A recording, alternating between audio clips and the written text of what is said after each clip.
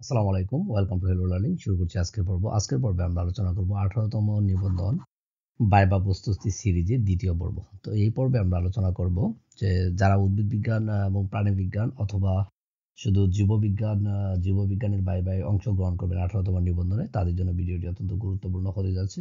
তো আমরা দেখি যে ভাইভাতে ম্যাক্সিমাম কোয়েশ্চেন হয়ে থাকে যে রিটেন সিলেবাস থেকেই মোটামুটি ম্যাক্সিমাম কোয়েশ্চেন হয়ে থাকে। তো আজকের পর্বে আমরা স্কুল পর্যায়ে রিটেন সিলেবাসের ষষ্ঠ অধ্যায় কম্বিনেশন এবং কোঅর্ডিনেশন এই অধ্যায়ের ছোটখাটো কিছু ব্যাপার নিয়ে আলোচনা করব, যেখান থেকে বাই বাই ধরার মতো কিছু কোয়েশ্চেন রয়েছে, সেগুলো নিয়ে আমরা আলোচনা করব। চলুন তাহলে শুরু করা যাক। তো আমরা যদি দেখি যে আহ, স্কুল পর্যায়ে স্কুল পর্যায়ে সিলেবাস, জীববিজ্ঞানের সিলেবাসটা যদি আমরা দেখি তাহলে দেখতে পাবো যে এখানে এই ষষ্ঠ অধ্যায়ে রয়েছে যে সমন্বয় ও নিয়ন্ত্রণ। তো এই অধ্যায় থেকে ধরার মতো কি কি কোয়েশ্চেন আছে সেগুলো নিয়ে আজকের পর্বে আমরা আলোচনা করব। চলুন আমরা তাহলে প্রশ্ন পর্বে চলে যাই। তো আমরা এ পর্বে যদি দেখি যে হরমোন কি, হ্যাঁ, এরকম ছোটখাটো কোয়েশ্চেন পরীক্ষায় চলে আসে যে হরমোন কি। তো হরমোন হচ্ছে যে জৈব রাসায়নিক পদার্থ উদ্ভিদে উৎপন্ন হয়, উদ্ভিদের বৃদ্ধি বিকাশ, বিভিন্ন অঙ্গ সৃষ্টি, বিভিন্ন কাজ ইত্যাদি নিয়ন্ত্রণ করে, তাদেরকে আমরা নর্মালি হরমোন বলতে পারি। তো এরকম প্রশ্ন পরীক্ষায় নর্মালি করে থাকে যে হরমোন কাকে বলে, এরকম কোয়েশ্চেন করতে পারে। তারপরে আপনাকে জিজ্ঞেস করতে পারে যে ফাইটো হরমোন কি। ফাইটো হরমোন আর হরমোন মোটামুটি পার্থক্যটা হচ্ছে যে ফাইটো হরমোন কি করে উদ্ভিদের বৃদ্ধি বিকাশ, বিভিন্ন কাজের নিয়ন্ত্রণ কি করে, নিয়ন্ত্রণ এগুলো কাজকে প্রভাবিত করে। এই যে বিভিন্ন ধরনের বৃদ্ধি বিকাশ নিয়ন্ত্রণ, বৃদ্ধি বিকাশ কাজ এগুলাকে প্রভাবিত করাই হচ্ছে ফাইটো হরমোনের কাজ। তো আমরা দেখি যে ফাইটো হরমোন, কয়েকটি ফাইটো হরমোন যদি আমরা দেখি, যেমন অক্সিন আছে, জিবেরেলিন আছে, সাইটোকাইনিন আছে, অ্যাবসিসিক অ্যাসিড আছে, ইথিলিন আছে, এগুলো হচ্ছে বিভিন্ন ফাইটো হরমোনের নাম। এগুলো আপনাকে ভাইবা পরীক্ষায় ধরতে পারে যে কয়েকটি, দুইটি বা তিনটি বা কয়েকটি ফাইটো হরমোনের নাম বলুন, এটা আপনাকে জিজ্ঞেস করতে পারে। তো আমরা যদি পরবর্তী প্রশ্ন দেখি যে এরকম যে ফাইটো হরমোনের দুটি বৈশিষ্ট্য বলেন, তো ফাইটো হরমোনের কি কাজ করে, তো ফাইটো হরমোন কি করে, ফাইটো হরমোন এসে বিভিন্ন উদ্ভিদের বৃদ্ধি বিকাশ নিয়ন্ত্রণ এগুলো কাজ করে থাকে। তো আমরা যদি দেখি যে ফাইটো হরমোনের একটা হচ্ছে অক্সিন। অক্সিনের আবিষ্কারক হয়েছে চার্লস ডারউইন।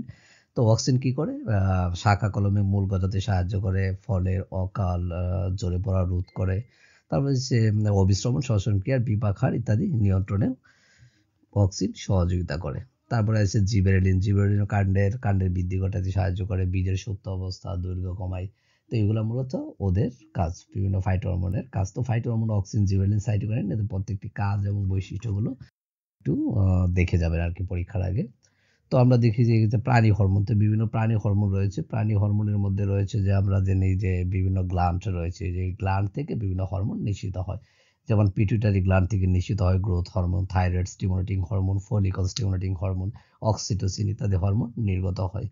তারপরে যদি আমরা দেখি যে থাইরয়েড গ্ল্যান্ড থেকে আবার নিঃসৃত হয় হচ্ছে থাইরক্সিন হরমোন নিঃসৃত হয়, ট্রাইআয়োডোথাইরোনিন নিঃসৃত হয়। আবার প্যারাথাইরয়েড গ্ল্যান্ড থেকে প্যারাথাইরয়েড, অ্যাডেনাল গ্ল্যান্ড থেকে কর্টিসল, এগুলা বিভিন্ন হরমোন নিঃসৃত হয়। তো অগ্নাশয় থেকে ইনসুলিন, গ্লুকাগন, ডিম্বাশয় থেকে এস্ট্রোজেন, প্রজেস্টেরন, হ্যাঁ, টেস্টিস থেকে টেস্টোস্টেরন, এগুলো হরমোন নিঃসৃত হয়। তো এগুলো হচ্ছে বিভিন্ন প্রাণী হরমোন। তো এই হরমোনগুলোর নাম জেনে রাখবেন। তারপরে হচ্ছে এনজাইম কাকে বলে। এনজাইম হচ্ছে কি এক প্রকার প্রোটিন, যা জীবদেহে কি করে বিভিন্ন বিক্রিয়ার হার ত্বরান্বিত করে, অথচ কি করবে, বিক্রিয়া শেষে নিজেরাই কি অপরিবর্তিত থাকবে। আর এরাই হচ্ছে মূলত হরমোন। তো হরমোনের ব্যাপারগুলো মূলত জেনে যাবেন। বিভিন্ন ধরনের হরমোন রয়েছে, এরা জৈব অনুঘটক বা জৈব প্রভাবক হিসাবে কাজ করে থাকে। তো আমরা যদি কয়েকটি স্টেরয়েড হরমোনের নাম বলি, নাম নাম আপনাকে যদি কয়েকটি স্টেরয়েড হরমোনের নাম জিজ্ঞেস করে, যে ভাইবা বোর্ডে আপনাকে জিজ্ঞেস করতে পারে যে দুই একটি স্টেরয়েড হরমোনের নাম বলেন, সেক্ষেত্রে কিন্তু দু একটা স্টেরয়েড হরমোনের নাম আপনার জানা থাকতে হবে। তো স্টেরয়েড হরমোন বলতে এটা হচ্ছে এক ধরনের প্রাণরস, যেটা আপনার কি হয়, মানে কোলেস্টেরল থেকে তৈরি হয় আর কি। যেমন এই যে টেস্টোস্টেরন, কর্টিজল, ইস্ট্রোজেন, এগুলো হচ্ছে কি, এগুলো হচ্ছে স্টেরয়েড হরমোন। তো বার্নালাইজেশন কি, তো এরকম কোয়েশ্চেন মোটামুটি করে থাকে। যে বার্নালাইজেশনের একটা উদাহরণ হচ্ছে, যেমন হচ্ছে যে শৈত্য প্রয়োগের মাধ্যমে যে, মানে শৈত্য প্রয়োগের মাধ্যমে যে উদ্ভিদের ফুল ধারণ ক্ষমতাটাকে ত্বরান্বিত করা হয়, এই প্রক্রিয়াটাই হচ্ছে মূলত কি, বার্নালাইজেশন। ঠিক আছে। তো এই ব্যাপারগুলো ছোট ছোট কিছু কোয়েশ্চেন, এগুলো খুব ভালোভাবে জেনে যাবেন, যে স্টেরয়েড হরমোনের নাম, তারপরে বার্নালাইজেশন কাকে বলে, এই ব্যাপারগুলো কিন্তু অত্যন্ত গুরুত্বপূর্ণ। এগুলো যদি ধরে আপনাকে ভাইবা বোর্ডে ধরতে পারে। তো এই ব্যাপারগুলো পরীক্ষার আগে একটু দেখে যাবেন। তারপরে এই অধ্যায় থেকে আরো কিছু কোয়েশ্চেন যদি আমরা দেখি যে ফেরোমন কি। ফেরোমন হচ্ছে যে ওই যে পিঁপড়া খাদ্য খোঁজ পাইলে কি করে, খাদ্য উৎসের মধ্যে যায়। তো খাদ্য উৎস থেকে আবার বাসায় ফিরে আসার সময় কি এক ধরনের হরমোন নিঃসরণ করে। এই হরমোনটাকে মূলত ফেরোমন বলা হয়। তারপরে যদি আমরা দেখি স্নায়ুতন্ত্র কি, এখান থেকে আপনাকে কোয়েশ্চেন করতে পারে যে স্নায়ুতন্ত্র কি। তো স্নায়ুতন্ত্র কি এটা আমরা সবাই জানি। স্নায়ুতন্ত্র হচ্ছে মূলত যে তন্ত্রের মাধ্যমে আমরা পরিবেশের সাথে সম্পর্ক রক্ষা করি, কোনো উত্তেজনায় সাড়া দেই, হ্যাঁ, বিভিন্ন দেহের অঙ্গ প্রত্যঙ্গের মধ্যে একটা পারস্পরিক সংযোগ সাধন করে, হ্যাঁ, যে তন্ত্রের মাধ্যমে করি। তো এই যে আবার দৈহিক বিভিন্ন কাজের মধ্যে যে সুসংবদ্ধতা আনয়ন ও শারীরবৃত্তীয় কাজ নিয়ন্ত্রণ করা, এই কাজগুলো যে তন্ত্রের মাধ্যমে হয় তাকে আমরা কি স্নায়ুতন্ত্র বলি। তো নিউরন কাকে বলি? নিউরন যে স্নায়ুতন্ত্রের গঠন ও কাজের এককে কি বলা হয়? নিউরন বলা হয়। তো নিউরনে মূলত আমরা দেখেছি যে নিউরনের চিত্র দেখেছি।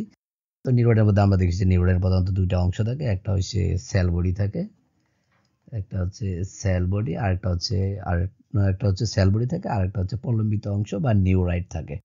তো নিউরাইট আবার দুইটা অংশ নিয়ে গঠিত, একটা হচ্ছে বহু শাখা প্রশাখা বিশিষ্ট ছোট ছোট প্রলম্বিত অংশ, যেটাকে আমরা কি বলি? ডেনড্রাইট বলি। আর আরেকটা হচ্ছে যে দীর্ঘ লম্বা প্রলম্বিত অংশ, এটার নাম হচ্ছে অ্যাক্সন। তো এই ব্যাপারগুলো আমরা দেখেছি যখন আমরা রিটেনের জন্য পড়েছিলাম, তখন এই ব্যাপারগুলো আমরা বিস্তারিত দেখেছি। তো এই ব্যাপারগুলো ভালো করে জেনে যাবেন, আরেকবার রিভিশন করে করতে পারলে ভালো হয় আর কি। তো এরপরে যদি আমরা দেখি যে এই অধ্যায়ের আরো কিছু কোয়েশ্চেন যদি আমরা দেখি, তাহলে দেখতে পারি যে প্রতিবর্তী ক্রিয়া কাকে বলে। এটা মোটামুটি গুরুত্বপূর্ণ একটা কোয়েশ্চেন, যে জিজ্ঞেস করতে পারে যে প্রতিবর্তী ক্রিয়া কি। তো মানে প্রতিবর্তী হচ্ছে রিফ্লেক্স অ্যাকশন, হ্যাঁ, রিফ্লেক্স অ্যাকশন। তো প্রতিবর্তী ক্রিয়াটা হচ্ছে যে উদ্দীপনার আকস্মিকতা, মানে হঠাৎ করেই কোনো কিছুতে সাড়া দেওয়া আর কি, মানে স্বয়ংক্রিয় একটা প্রতিক্রিয়া আসা আর কি। হ্যাঁ, মানে স্বয়ংক্রিয় একটা রিয়াকশন। মনে করেন আমরা যে উদাহরণ দিই যে আঙ্গুলের মধ্যে সুচ ফুটলে অথবা হাতে গরম কিছু পড়লে আমরা দ্রুত হাতটি ওই উদ্দীপনার স্থান থেকে সরিয়ে নিই। তো এই যে একটা ইনস্ট্যান্ট একটা রিয়াকশন, এটাই হচ্ছে মূলত প্রতিবর্তী ক্রিয়া। তারপরে হচ্ছে যে অন্তঃক্ষরা গ্রন্থি কাকে বলে। তো অন্তঃক্ষরা গ্রন্থি হচ্ছে যেসব গ্রন্থি নালীবিহীন, হ্যাঁ, নালীবিহীন, তাই ক্ষরণ সরাসরি রক্ত বা লসিকার মাধ্যমে বাহিত হয়ে দূরবর্তী নির্দিষ্ট অঙ্গে ক্রিয়াশীল হয়, সেসব গ্রন্থিকে অন্তঃক্ষরা গ্রন্থি বা অ্যানাল গ্রন্থি বলা হয়। ঠিক আছে, যেমন পিটুইটারি গ্রন্থি, থাইরয়েড, অ্যাডেনাল ইত্যাদি গ্রন্থি, এগুলো হচ্ছে কি অন্তঃক্ষরা গ্রন্থি। তো অন্তঃক্ষরার গ্রন্থির ক্ষরণকেই মূলত হরমোন বলা হয়।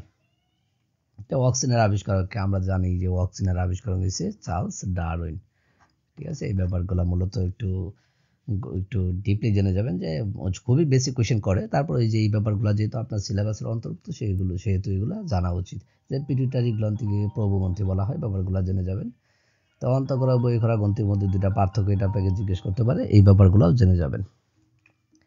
তারপর হচ্ছে বৃদ্ধি রোধক হরমোন কি। বৃদ্ধি রোধক হচ্ছে যেসব হরমোন কি করে উদ্ভিদের বৃদ্ধি মানে রোধ করে, এগুলাই মূলত বৃদ্ধি রোধক হরমোন। তো এই ব্যাপারগুলো মূলত জেনে যাবেন। তো পিউটারি গ্রন্থির দুটি কাজ জেনে যাবেন, যে ওরা কি করে। বায়োলজিক্যাল ক্লক কি, আর বায়োলজিক্যাল ক্লক কি এই ব্যাপারটা জেনে যাবেন, যে উদ্ভিদের একটা যে চক্রাকার যে ছন্দ আর কি, ওইটাই হচ্ছে বায়োলজিক্যাল ক্লক। তো আজকে এই পর্যন্তই, দেখা হবে পরবর্তী কোনো ভিডিওতে। সে পর্যন্ত সবাই ভালো থাকুন। তো আপনাদের যে কোনো মতামত, পরামর্শ বা যে কোনো টপিকের উপর ভিডিও চাইলে সেটা কমেন্টে জানাতে পারেন। আর ভিডিও সম্পর্কে যে কোনো মন্তব্য সাদরে গ্রহণযোগ্য। তো আজকে এই পর্যন্তই, সবাই ভালো থাকুন, সুস্থ থাকুন, আল্লাহ হাফিজ।